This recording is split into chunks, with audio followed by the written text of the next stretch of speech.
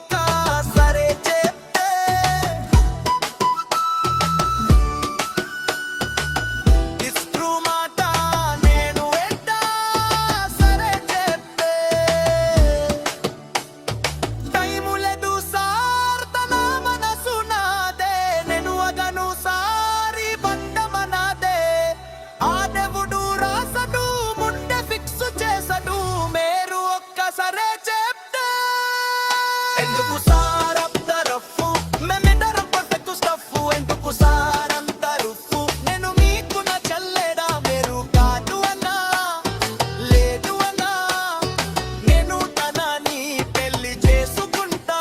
మీరు వద్దు అన్నా, వద్దు అన్నా, మాకు మీరు బ్లెస్సింగ్ చేస్తారా?